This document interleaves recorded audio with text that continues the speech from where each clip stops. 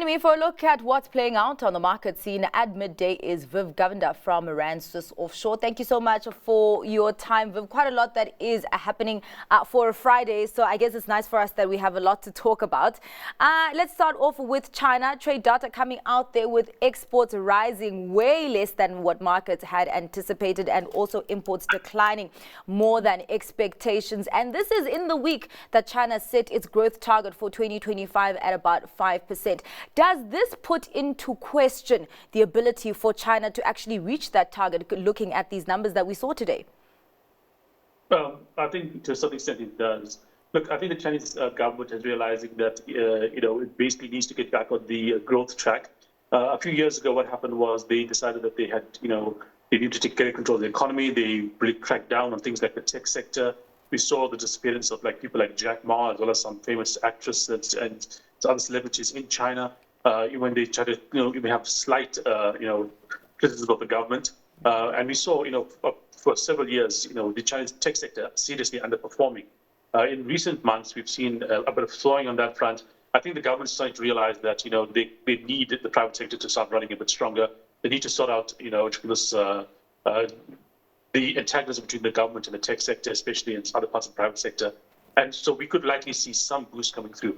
That being said, some of the structural reforms required in China are quite difficult. At the same time, they are going to be up against increasing tariffs and other, trade, war tactics, especially with the US, over the next few years, I would expect. And it's quite a concerning picture there, Viv, because you have these tariffs that, of course, are starting to impact exports, but also imports that are still on the decline. So meaning that domestic demand in China is still in the doldrums. And just looking at some of the stocks that are exposed to China luxury, I mean, we had seen luxury stocks like Richemont seeming to be turning a corner, but not so much confidence now with what we are seeing in China. But maybe an added layer to that is maybe the tariff impact on other regions as well. Almost certainly. Look, I think the Trump tariff, for this endeavor, it makes very little sense to anybody. Not only is he basically, threatening tariffs and therefore damaging the U.S.'s reputation globally. I mean, you have Canadians who are, the U.S.'s closest ally, booing the U.S. national anthem, talking about, cutting off electricity supply to the U.S. and a number of other things. But he's not actually going through with them. He's basically threatening them, removing them, threatening them, removing them. He's done it twice so far. And it seems to do nothing, concrete except, antagonize his allies. At the same time, some of the moves, not just for the Trump administration, but for the Biden administration before it, against China, indicates to the Chinese government quite clearly that the U.S. is going to engage in effectively an economic Cold War against the Chinese, especially around the tech sector. So, for instance, we've seen, chip exports as well as which was being severely limited to Chinese. But here's the thing: they're not really limited to the Chinese. The Chinese obviously are the strongest limitations of long places like Russia and Iran. Yeah. But they're also limiting, to the supply to places like India and Brazil, which I think long term would be quite negative for the U.S. exposure. It could be quite positive for the Chinese if they're able to take advantage of this. All right. Well, Viv, let's get on to some of the company news that came out of the JSE today. Quite a number of results and trading statements. Let's start off with diversified miner African Rainbow Minerals coming out with 6-month results. Their bottom line dropping by 49%. I guess that's not really a surprise considering the number of headwinds, including the pressure that we're still seeing on the commodity cycle. But also they talk about cost pressures there as well.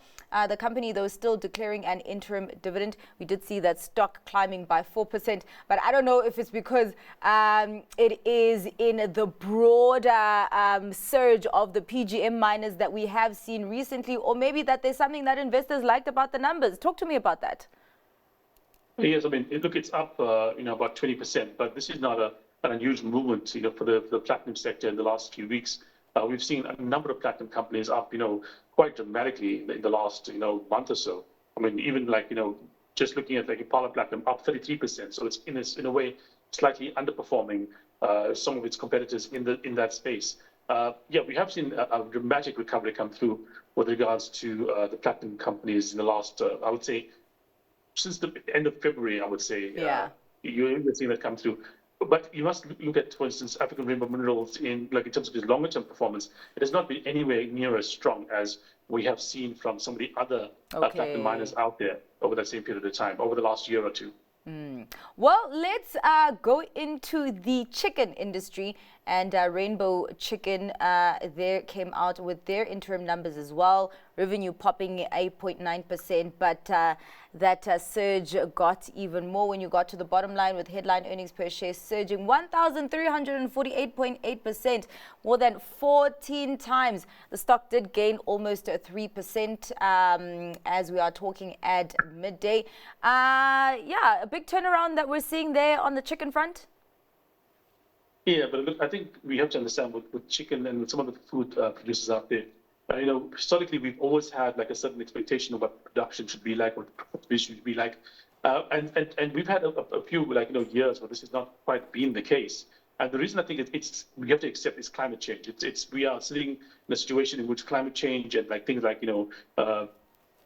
bird diseases, Yeah. etc., are becoming more and more of an important factor. I mean, we can see in the US, for instance, the price of eggs has gone up spectacularly because they have to cull so many chickens. And so we have to understand that this is not like you would think a defensive sector that it normally is, or you would think historically a food sector, defensive sector, people always have to buy chicken.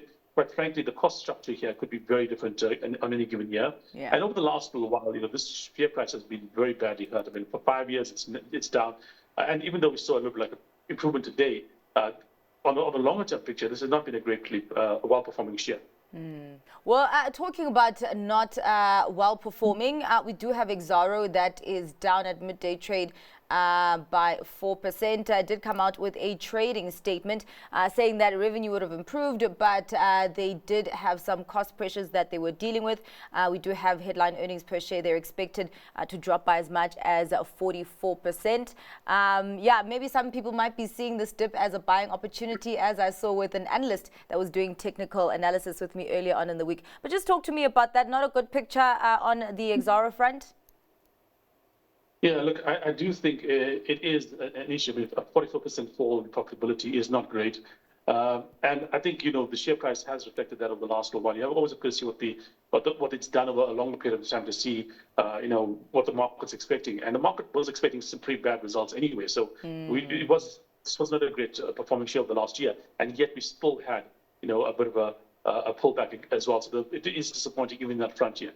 I do think with regards to the commodity sector, we are seeing, especially except for the recent recovery of gold and even a shorter term recovery of platinum, real issues around commodity prices going forward. There are exceptions like copper that might be benefiting from some of the stuff that's happening out there, but a lot of other commodity producers out there are going to be negatively affected by the Chinese economy. About what's happening in the property sector, I think it's especially important here.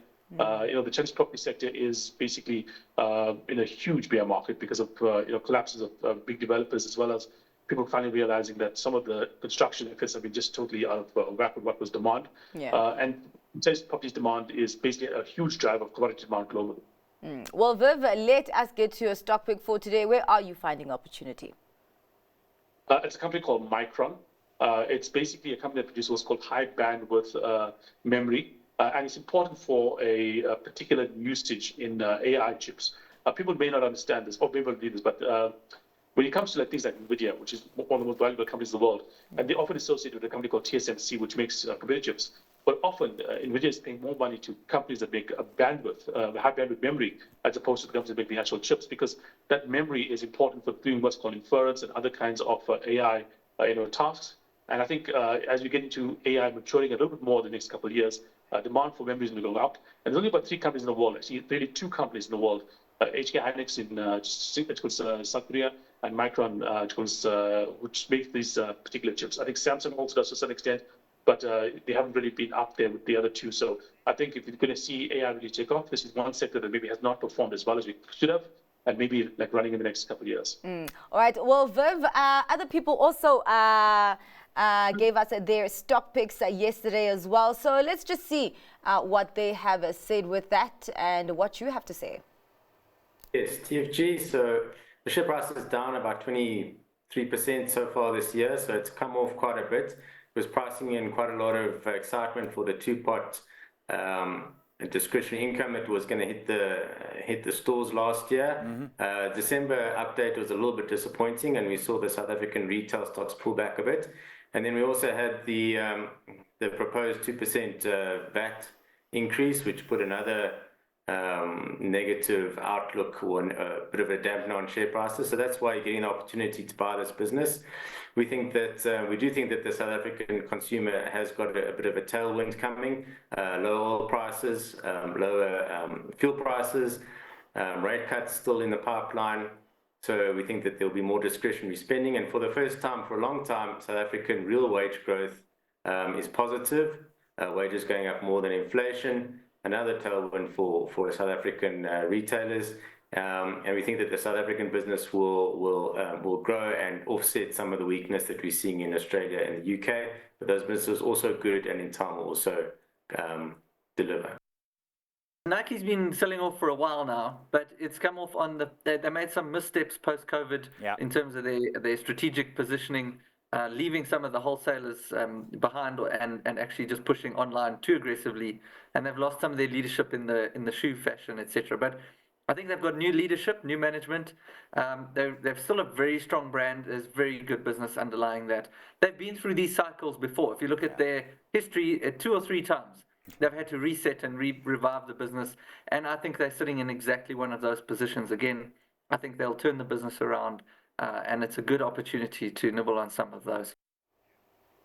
Very interesting that Grant and Mark have chosen consumer-facing stocks, and I guess really betting on the recovery of the health of the consumer. Let's actually start off there with TFG. We haven't really seen overall good results across the board, but just specifically TFG. Your thoughts? Look, I mean, betting on the certain consumer is a very brave bet in my view. We are going to go into, that budget speech reasonably soon, hopefully reasonably soon, barring another postponement. But yeah, I think we are seeing consumer under pressure. We are seeing, for instance, in a number of different indicators out there, from the grocery shops to the other retailers out there, even when it comes to things like, for instance, some of the financial companies, that the South African consumer is under pressure at the moment. And I think it would be quite a brave move to bet on the consumer going forward. I don't see a real mechanism that's going to show significant growth in the South African economy over the next couple of years. So I would be quite nervous about betting on the consumer, unless you're going to be betting on, for instance, the lowest cost producer out there, like a ShopRite, because that might benefit from a consumer under pressure. What about Nike? And of course, they have had a few strategic missteps, which they are trying to correct at this point under the leadership of a new CEO. Are you seeing them turning a corner at any point? Look, this is one of those things where it's not very amenable to financial analysis, quite frankly. You get new Michael Jordan, who's really cool and wears Nike shoes, and suddenly you're going to have it's huge demand come through.